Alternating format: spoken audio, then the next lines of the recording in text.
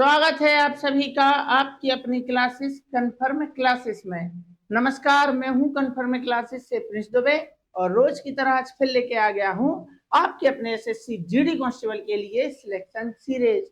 तो दोस्तों, कल हमारे यहाँ लाइट नहीं थी और मौसम भी खराब था, जिसकी वजह से लाइट आ भी रही थी और थोड़ी देर बाद फिर लाइट चली जाती थी, जिसकी वजह से कल आपकी क्लास नहीं हो पाई है।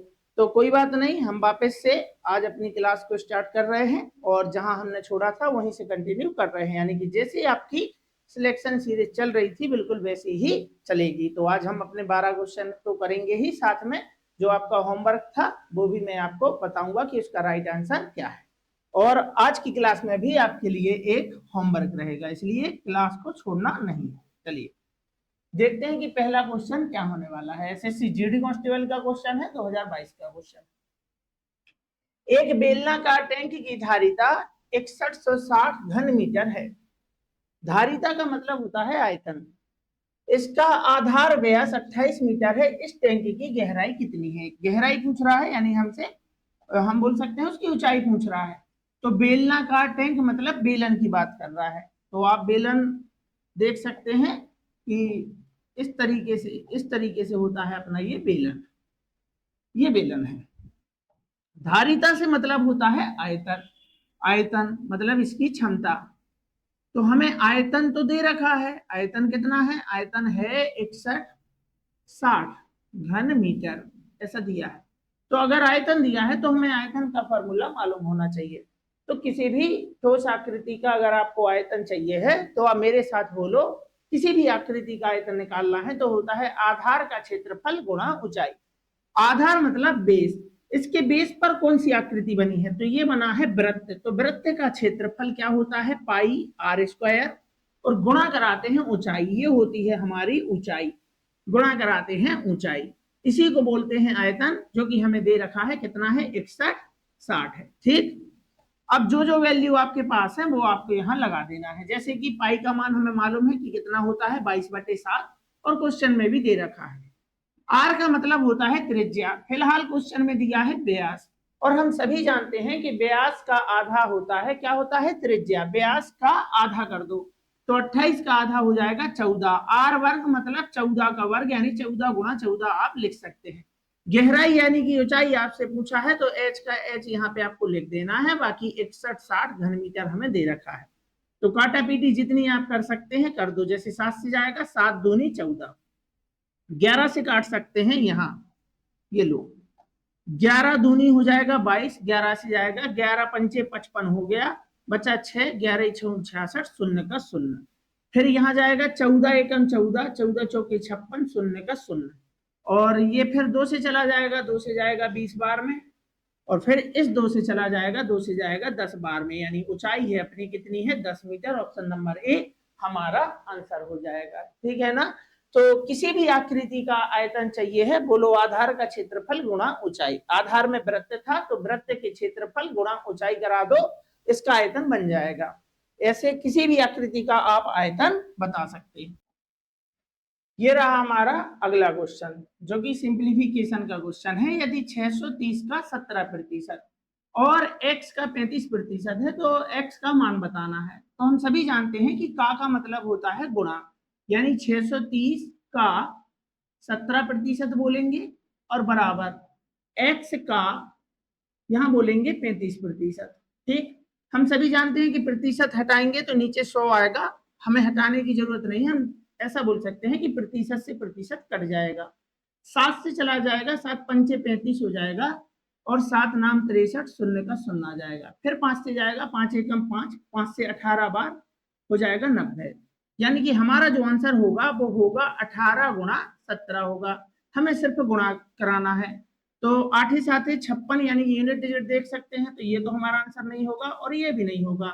दूसरी बात, 17 का पहाड़ा जब 17 बार पढ़ते हैं, 17 का पहाड़ा 17 बार पढ़ते हैं, यानी कि 17 का वर्ग तो होता है 289, 289 होता है। तो एक बार और पढ़ोगे तो एक 17 और आ जाएगा, यानी कि 356 तो नहीं होगा, 356 बहुत दूर है, हमारा आंसर होगा 306। ऐसे हम आइडिया लगा सकते हैं। बाकी आप गुणा करना चाहें तो आप कर सकते हैं। 17 8 17 का पहाड़ा 8 बार पढ़ोगे 136 आएगा, यहाँ 6 यहाँ 13, 17 एकम 17, 17 में 13 प्लस करोगे तो 30 आ जाएगा।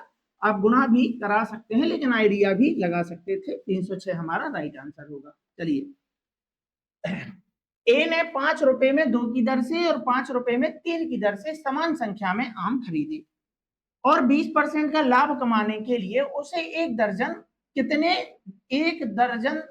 रुपए में मतलब बेचने चाहिए, हमसे पूछा है। तो क्वेश्चन में उसने एक शब्द बोला है कि समान संख्या में खरीदे हैं, लेकिन यहां तो हमें संख्या समान नहीं दिख रही है। यहां खरीदे हैं 2, यहां खरीदे हैं 3, यानी कि रुपए दिया है हमें और क्या दिया है, हमें दिया है मात्रा। तो उसने खरीदे हैं 5 रुपए में 2 की दर से, दूसरी बार में खरीदे हैं 5 रुपए में 3 की दर से। चूंकि उसने कहा है कि इनकी मात्राएं जो हैं वो समान है, तो हमें तो नहीं दिख रही है मात्राएं समान, तो भाई हम मात्राओं को समान कर लेंगे। तो जब हमें मात्रा समान करना है तो मात्रा वाली संख्या ही ऊपर नीचे गुणा कराते हैं। इस 3 का गुणा करा दो आप ऊपर और इस 2 का गुणा करा दो नीचे, तो हो जाएगी मात्रा बराबर। 3 दूनी 6, 2 तिया 6, हुई ना बराबर। लेकिन ये गुणा सिर्फ यहाँ नहीं, पूरी अनुपात में पूरी लाइन में कराना होता है। तो 3 5 हो जाएगा, यहाँ देखो 15 और 3 दूनी 6, 2 पंचे हो जाएगा 10 और 2 तिया हो जाएगा 6।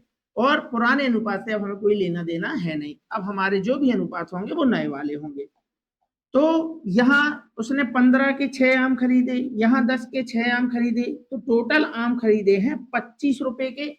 और कुल कितने आम हो गए हैं, तो कुल आम हो गए हैं 12। उसने हमसे पूछा भी यही है कि 20% का लाभ कमाने के लिए उसे एक दर्जन कितने में बेचने चाहिए। मतलब 20% का अगर आपको लाभ कमाना है तो एक दर्जन आमों को कितने रुपए में बेचना चाहिए। तो एक दर्जन का मतलब क्या 12 होता है, हाँ होता है, यही तो है हमारा एक दर्जन। यानी कि हमें एक आम का मूल्य निकालने की जरूरत नहीं है, एक दर्जन हमने खरीदा है, ये तो कॉस्ट प्राइस है। अब इसी एक दर्जन को हमें बेचना है, तो 25 रुपए के आम को 25 रुपए के आमों को 20% के लाभ पर बेचना है। तो 25 का 10% देखेंगे तो 2.5 होगा और 20% देखेंगे तो 25 का 20% होगा 5 रुपए, यानी कि आप वस्तु को बेचेंगे 30 रुपए में। और बेचना कितने हैं, जितने आपने खरीदे हैं उतने ही बेचना है, क्योंकि उसने बोला है एक दर्जन का मतलब होता है 12। तो 12 ही खरीदे 12 ही बेचे, यानी मात्रा से कोई छेड़छाड़ करने की जरूरत नहीं थी। सिर्फ 25 का 20%, तो 25 का 10% 2.5 होता है, 20% 5 हो जाएगा। 5 रुपए के लाभ पर बेचना है तो एक दर्जन यानी 12 खरीदो और 12 ही अगर आप बेच दोगे तो कितने रुपए में आपको बेचना है, 30 रुपए में आपको बेच देना है। यानी मात्रा से छेड़छाड़ इसलिए नहीं करनी, जब हमने बराबर किया तभी आमों की संख्या कितनी हो गई, 12, और 12 मतलब ही होता है एक दर्जन। तो एक दर्जन 25 में खरीदे और एक ही दर्जन आपने बेच दिए। जितनी मात्रा आप खरीदते हैं उतनी ही मात्रा अगर आप बेच देते हैं तो फिर मात्रा से हमें कोई मतलब नहीं रखना है, मात्रा से कोई छेड़छाड़ नहीं करनी है। तो 25 पर सीधा 20% जोड़ के बता दो, आपका आंसर होगा 30। एक दर्जन आमों का विक्रय मूल्य 30 होगा। पी और क्यू के तृतीयानुपाती और पी क्यू आर के चतुर्थानुपाती का अनुपात हमें दे रखा है 5। अपने आप हमें देखा जाए तो 2 क्वेश्चन है, ठीक है ना। यानी कि पी क्यू तो कितनी संख्या है, 2। जब 2 बार संख्याएं दी होती हैं तो हमें ये जो नंबर आप देख रहे हैं क्यू, इसको 2 बार लिखना है और इसका तृतीय अनुपात ये होगा मध्यानुपात, ये प्रथम अनुपात। यहाँ कितनी संख्याएं दी हैं, पी और क्यू। जब 2 लोग होते हैं तो जो ये बाद वाला नंबर है इसको 2 बार लिखते हैं। समानुपात में मैंने आपको कई बार बताया है, यानी आप लिखेंगे पी अनुपात क्यू, पी अनुपात क्यू समानुपात क्यू अनुपात, इनका तृतीय अनुपात यहाँ होगा, जो कि हमें दे रखा है कि पी और क्यू का तृतीय अनुपात क्या है, 5। यहाँ आप लिख दो 5, ठीक है ना। और दूसरी कंडीशन में हमें उसने बताया है कि पी क्यू आर का, तो कितने लोग दिए हैं, 3 लोग दिए हैं, चौथा आपको बताना है। तो चौथा भी उन्होंने बताया है कि क्या है, 6 है। तो जब 4 लोग हैं तो आपको क्रमशः लिख देना है कि पी क्यू समानुपात, यहाँ आ जाएगा आर और यहाँ आ जाएगा चतुर्थानुपात। तो चतुर्थानुपात में 4 लोग होते हैं जब, तभी तो चतुर्थानुपात बता पाओगे। तो तृतीय तक पूछा है तो यहाँ कितने मेंबर दिए थे, तो 2, पी और क्यू।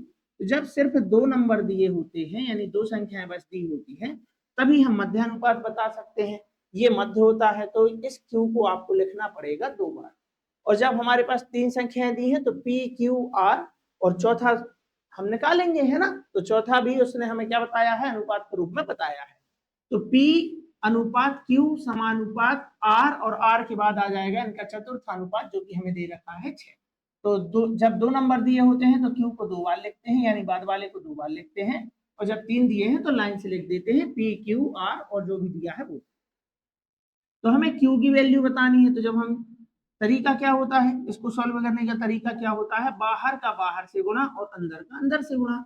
यानी कि हम बोलेंगे कि Q गुणा Q, इन दोनों का गुणा होगा, बराबर क्या होगा, 5 गुणा P, यानी कि 5P।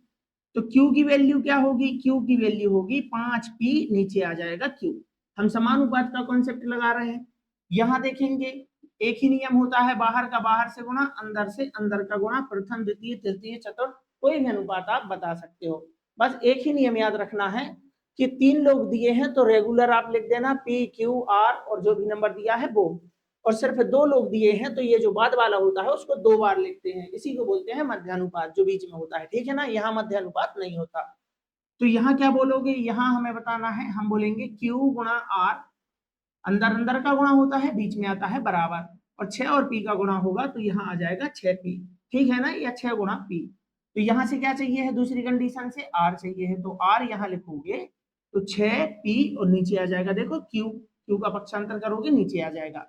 और हमें Q और R का ही रेशियो बताना है। इसका रेशियो बताना है Q और R का ही।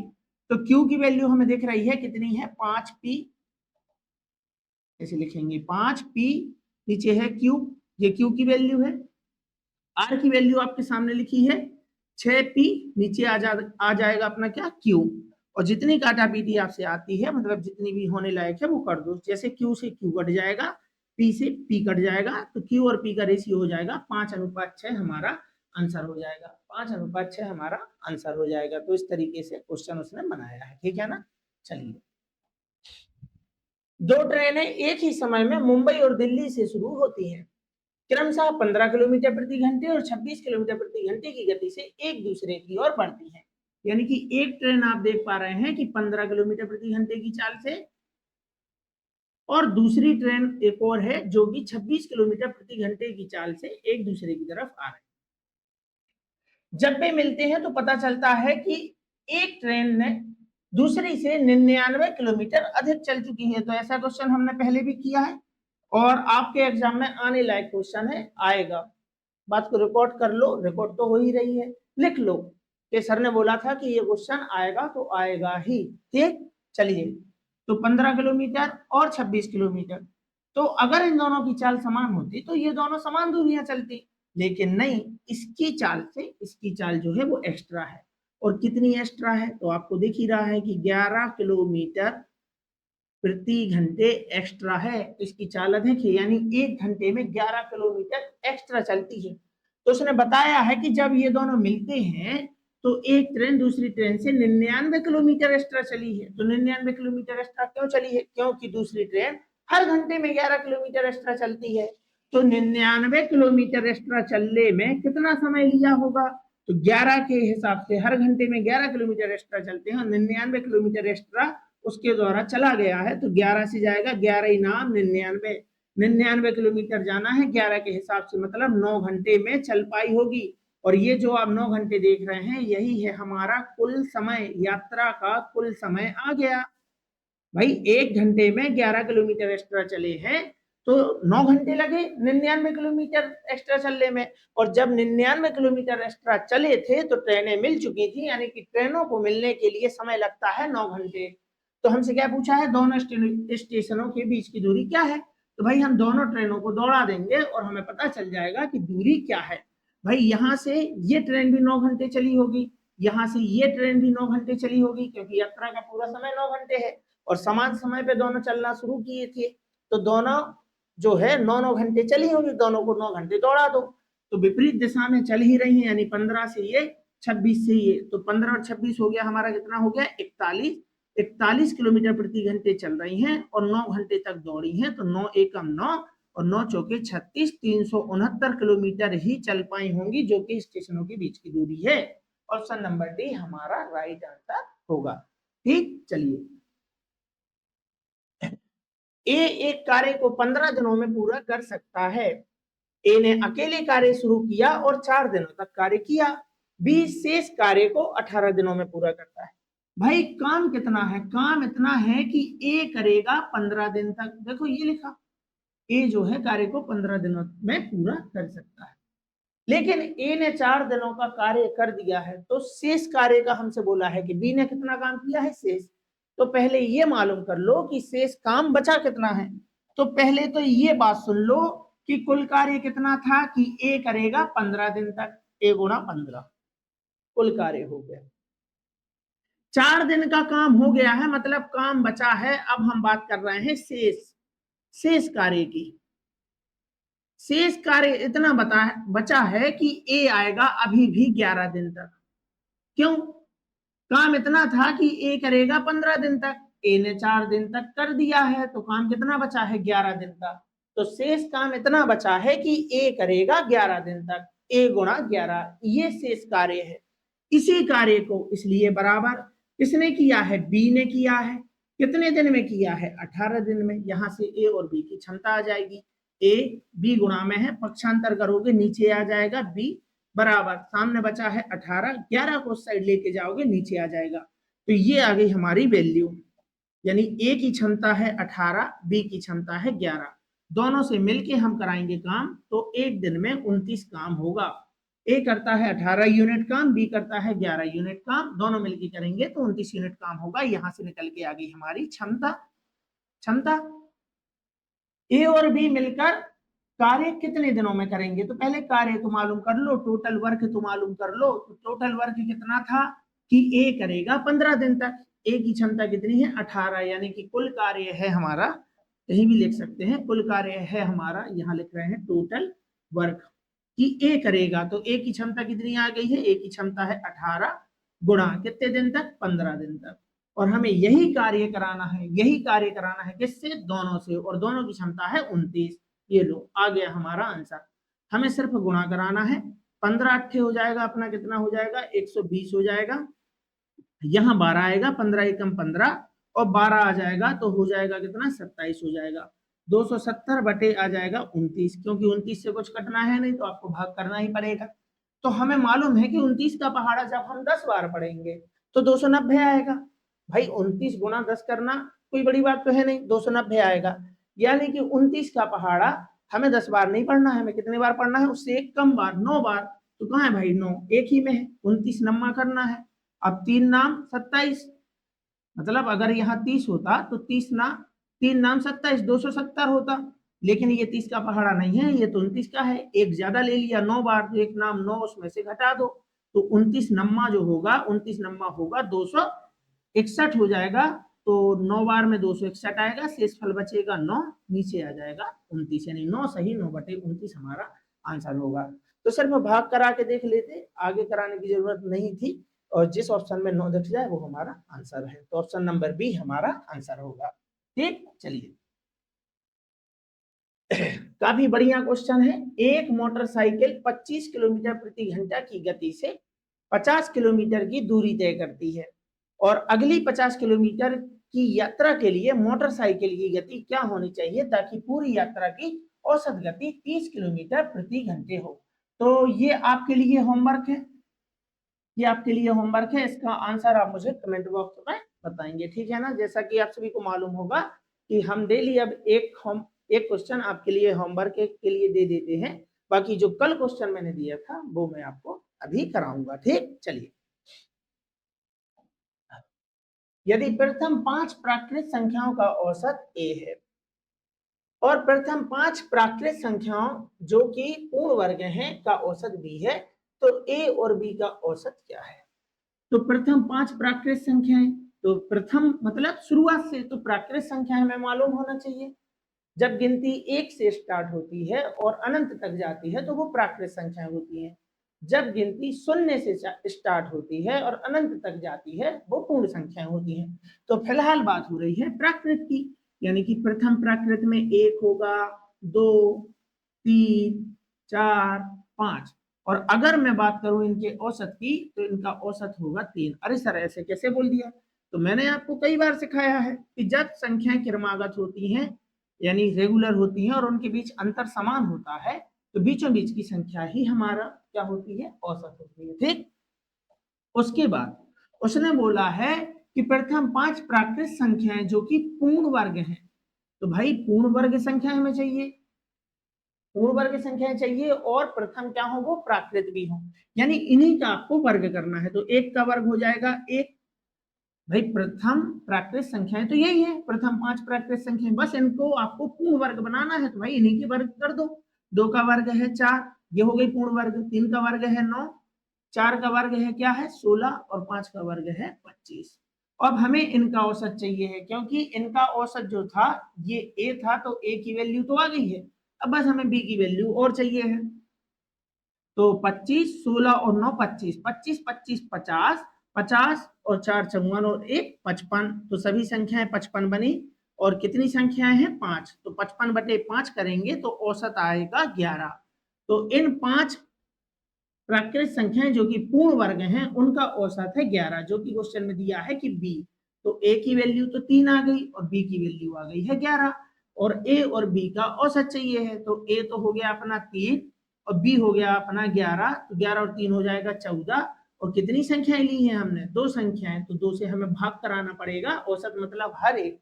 तो 2 संख्याओं का योगफल है 14, तो हर एक संख्या कितनी है, 2 संख्याओं का मान 14 है, हर एक संख्या औसत मतलब हर एक, तो 2 से जाएगा 7 बार, यानी कि 7 हो जाएगा हमारा आंसर। उन 2 संख्याओं का औसत है 7। तो पहले मैंने ए की वैल्यू निकाल ली और बी की, तो आसान सा क्वेश्चन था, बस थोड़ा था क्या था कि ये पूर्ण वर्ग वगैरह प्राकृत संख्या, ये अगर नॉलेज नहीं होता है तो हमारे क्वेश्चन गलत हो जाते। चलिए, 20 पुरुष एक कार्य को 5 दिनों में पूरा कर सकते हैं, जबकि 24 महिलाओं को इसे 5 दिनों में पूरा करना पड़ता है। तो कार्य समय का क्वेश्चन है। 20 पुरुष, 20 पुरुष यानी कि पी फॉर पुरुष लिख दो, 20 पुरुष कितने दिनों में कर रहे हैं, 5 दिनों में। यही कार्य किससे कराना है, बोल रहे हैं 24 महिला, एम फॉर महिला, कितने दिनों में, 5 दिनों में। देखो, तो पहले हमें चाहिए है कार्य क्षमता। कार्य क्षमता कैसे निकालेंगे, भाई 5 से तो 5 चला जाएगा ना, फिर यहाँ क्या है और कट रहा है क्या, हाँ 4 से जाएगा, 4 पंचे 20 और 4 छह 24। तो यहाँ आप देख रहे हैं पी फॉर पुरुष, एम गुणा में है, पक्षांतर करोगे नीचे आ जाएगा, सामने बचा है 6 और ये 5 जो है उस साइड लेके जाओगे बराबर के, तो पक्षांतर करेंगे तो 5 गुणा में है, वहां जाके नीचे आ जाएगा। यहाँ से हमारी वैल्यू आ गई, और वैल्यू में पी का मान है 6, यानी पुरुषों की क्षमता है 6 और महिलाओं की क्षमता है 5। अब क्या है, तो यदि 30 पुरुष, किससे कराना है हमें ये काम कराना है 30 पुरुष, पी फॉर पुरुष, और भाई क्या है 12 महिलाएं, यानी कि 12 महिलाएं, 12 एम, एम फॉर महिला। तो पी की वैल्यू हमें मिल चुकी है, कितनी है, पी की वैल्यू है 6 और एम की वैल्यू कितनी है, एम की वैल्यू है 5। तो 30 छंग 18 यानी 180 हो जाएगा यहाँ पे, और 12 पंचे 60 हो जाएगा, दोनों मिला के कुल क्षमता जो है वो हो गई 240, यानी कि कुल क्षमता रहेगी 240। अब हमें कुल कार्य और चाहिए है, कुल कार्य हम कहीं से भी निकाल सकते हैं। तो कुल कार्य कितना है हमारा, या तो आप 20 पुरुष से 5 दिनों में करा लो, या फिर काम 24 महिलाओं से 5 दिनों में करा लो। चलो यहां से करा लेते हैं, ये आ गया अपना टोटल वर्क, कुल कार्य 20 पुरुष करेंगे, पुरुष की क्षमता आई थी 6, पी का मान यहाँ पे रख दिया मैंने गुणा 5, ये कुल कार्य है। यही कार्य हमें कराना था 30 पुरुष और 12 महिलाओं से, सब क्षमता को मैंने जोड़ दिया है, जो किया गया है हमारा कितना 240। शून्य से शून्य चला जाएगा, 6 से जाएगा 6 चौको 24, 2 से जाएगा 2 दूनी 4, यानी कि आंसर है 5/2। 5/2 का मतलब होता है 2.5, 5 का आधा, यानी कि 2.5 दिनों में कार्य हो जाएगा। ऑप्शन नंबर डी हमारा राइट आंसर होगा। ठीक, चलिए, एक बेलनाकार मीनार का व्यास और ऊंचाई क्रमशः 10 मीटर और 21 मीटर है। 8 रुपए प्रति वर्ग मीटर की दर से इसके वक्र पृष्ठ को पेंट करने की लागत क्या होगी। तो भाई पहले उसने बता दिया है हमें, वक्र पृष्ठ का मतलब हम जानते ही हैं, पहले हम वक्र पृष्ठ का क्षेत्रफल निकालेंगे, और 1 वर्ग मीटर का 8 रुपए का चार्ज लगेगा, 8 रुपए प्रति वर्ग मीटर की दर से। तो पहले निकालना है वक्र पृष्ठ का क्षेत्रफल और फिर उसमें गुणा कराना है 8, और हम जिस संख्या में 8 का गुणा कराएंगे वो संख्या बन जाएगी 8 का गुणज यानी, और जो 8 का गुणज होगा वो 8 से कटेगा। पहले निकालेंगे हम वक्र पृष्ठ का क्षेत्रफल, और वक्र पृष्ठ का क्षेत्रफल जो भी आएगा वो वर्ग मीटर में आएगा। एक वर्ग मीटर का खर्चा 8 रुपए है। तो जैसे मान के चलो मैंने 50 वर्ग मीटर का निकाला, तो 50 गुणा 8 करेंगे, तो जो भी संख्या आएगी उसका गुणा मुझे 8 से कराना ही पड़ेगा, क्योंकि 8 रुपए प्रति वर्ग मीटर का खर्चा है। और जब मैं 8 से गुणा करा दूंगा किसी भी संख्या में, तो वो संख्या बन जाएगी 8 का गुणज, और जो 8 का गुणज होगा वो 8 से कटेगा ही, यानी हमारा आंसर जो भी होगा वो 8 से कटेगा। तो पहले हमें वो ऑप्शन चेक कर लेने हैं जो 8 से कट रहे हैं। कहीं ऐसा ना हो एक ही ऑप्शन कट रहा हो, तो हमें ना तो वक्र प्रश्न निकालना है ना कुछ, यानी हमें सिर्फ और सिर्फ चेक करना है 8 की विभाजिता, क्योंकि 8 का हम गुणा कराएंगे ही। क्या ये 8 से कट रहा है? और 8 की विभाजिता आपको मालूम होनी चाहिए। 8 की विभाजिता होती है कि अंतिम 3 अंक अगर 8 से कट गए तो पूरा नंबर, पूरी संख्या 8 से कटेगी। तो आगे नहीं देखना है, सिर्फ लास्ट के 3 अंक देखो। 8 एकम 8 बच गया, 1 हो गया 18, 8 दूनी 16 बचा 2, तो क्या हो गया 20। 8 के पहाड़े में 20 आता है? नहीं आता है, नहीं कटेगा। ये हमारा आंसर नहीं हो सकता। यहाँ देखेंगे 8 तिया 24 बच गया, 4 हो गया 40, 8 पंचे 40, ये कट रहा है, ये हमारा आंसर हो सकता है। आगे चेक करेंगे 8 6 48 बचा, 1 हो गया 10, क्या 8 के पहाड़े में 10 आता है? नहीं आता है, ये भी हमारा आंसर नहीं है। यहाँ लास्ट 3 अंक बस देखना है। 8 एकम 8 बच गया कितना? 8 5 13 होता है, यानी 50 बचेगा। 8 के पहाड़े में 50 आता है, 8 6 48, फिर भी 2 बच गया, ये भी नहीं कटा। आंसर हमारा है ऑप्शन नंबर बी 52 80। ना वक्र पृष्ठ का क्षेत्रफल निकालना है और ना कुछ, सिर्फ और सिर्फ 8 रुपए प्रति वर्ग मीटर के हिसाब से खर्चा था, तो उसकी विभाजिता के हिसाब से आप इसका आंसर बता सकते हैं। ठीक है ना? और रही बात कि इसको करना कैसे है, मैं वो भी आपको बता देता हूँ। ठीक है ना? ये तो हो गई बात आंसर की, लेकिन हमें फिर भी आना चाहिए। कई बार ऐसा हो जाता है कि हो सकता है जब हमारी किस्मत थोड़ी ज्यादा बुलंद होती है तो ये समझ लो कि चारों ऑप्शन कटते हैं, है ना?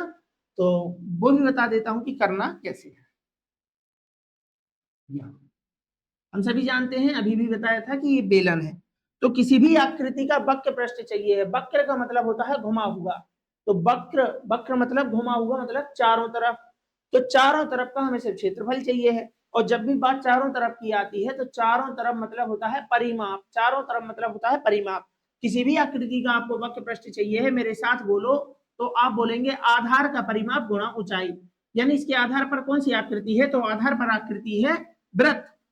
तो वृत्त का परिमाप यानी कि परिधि क्या होती है? वृत्त की परिधि होती है 2 पाई r, और इसी में गुणा करा दो इस h का, तो बन जाएगा वक्र पृष्ठ। आयतन बनाने के लिए बोलते हैं आधार का क्षेत्रफल गुणा ऊंचाई, और वक्र पृष्ठ बनाने के लिए बोलते हैं आधार का परिमाप गुणा ऊंचाई। इस बात को याद रख लो, कभी भी आपसे क्वेश्चन नहीं छूटेगा। बस इस पर आप मान रख सकते थे। 2 पाई का मान होता है 22/7, और r का मान क्या हमें दिया है? तो हाँ, उसने बताया है कि व्यास और ऊंचाई क्रमशः है, यानी कि ये हमारा व्यास है, व्यास है 10 मीटर, तो हमें तो चाहिए है त्रिज्या, तो व्यास का आधा कर दो, त्रिज्या आ जाएगा, यानी त्रिज्या है अपनी कितनी? 5।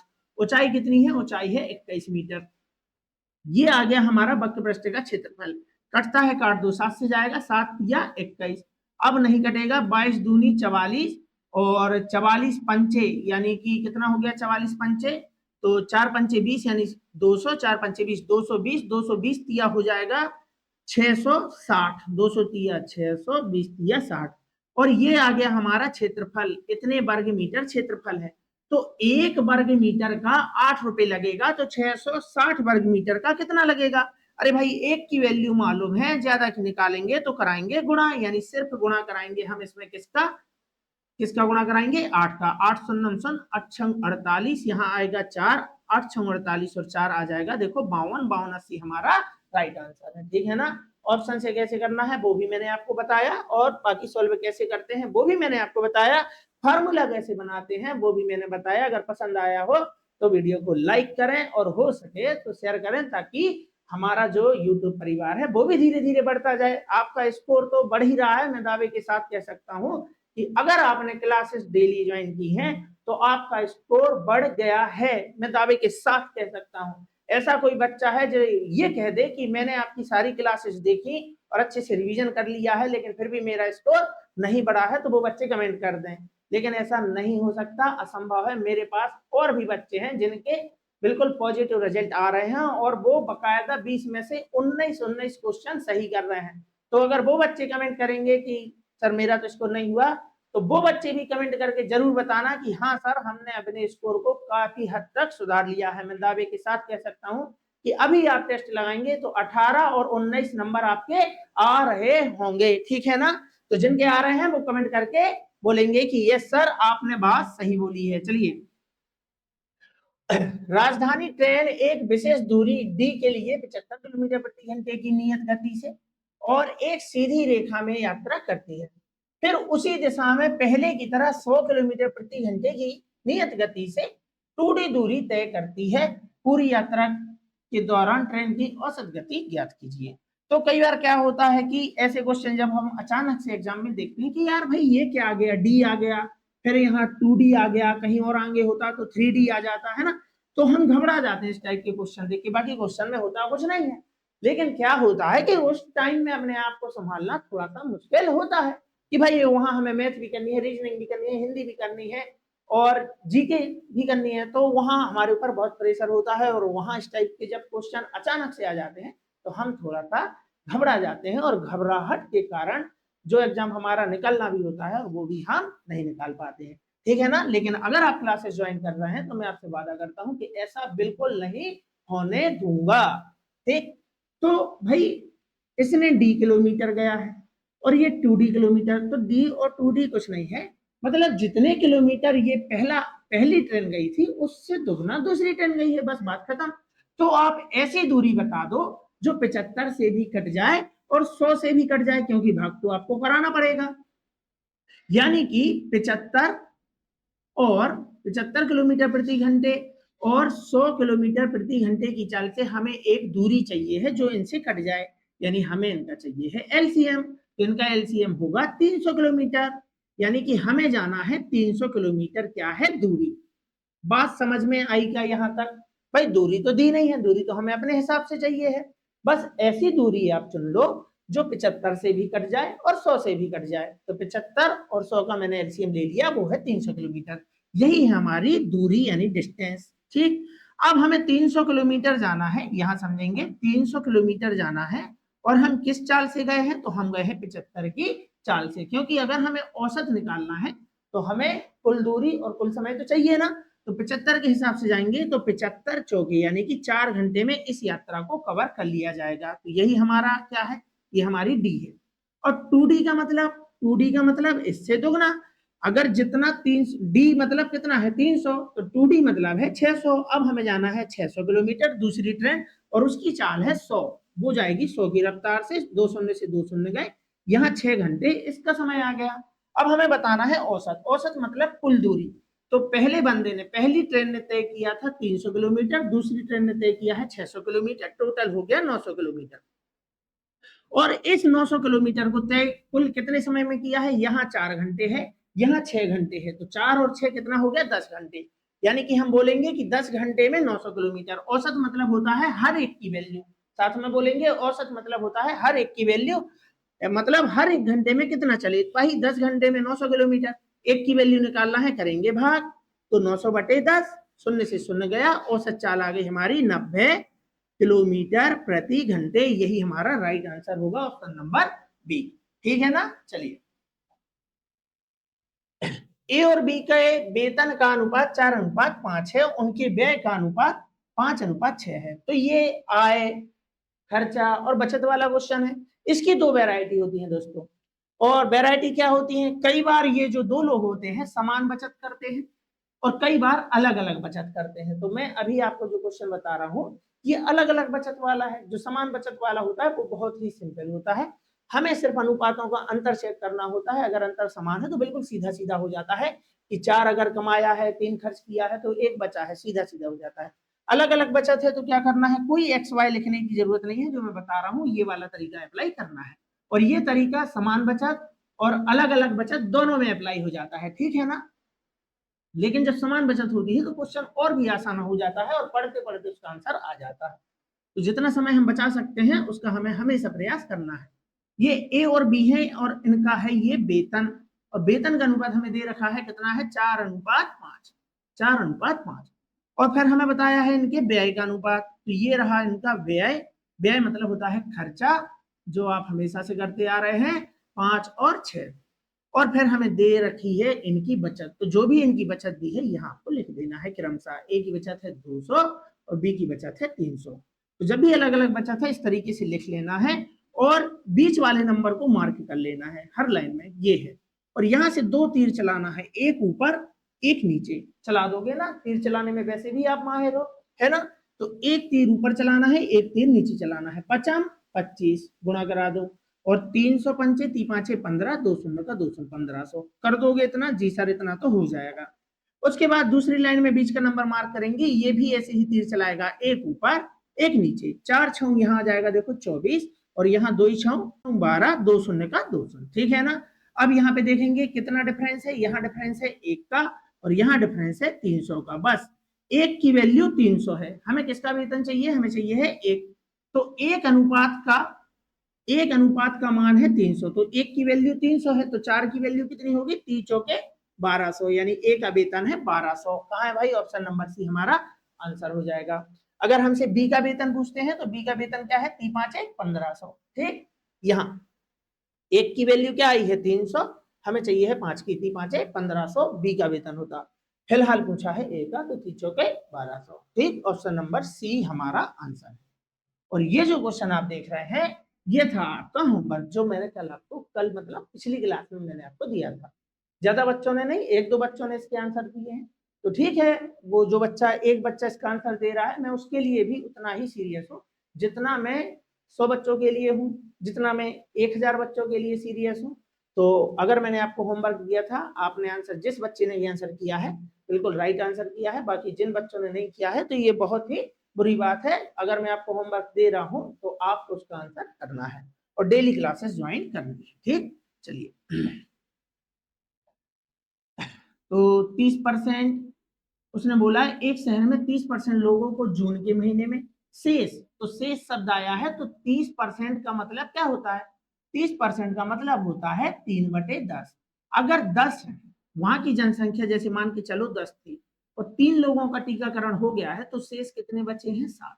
यहां लिखेंगे हम कुल और यहां लिखते जाएंगे शेष, ठीक है ना। और ये जो परिवर्तन आप देख रहे हैं ये क्रमागत है।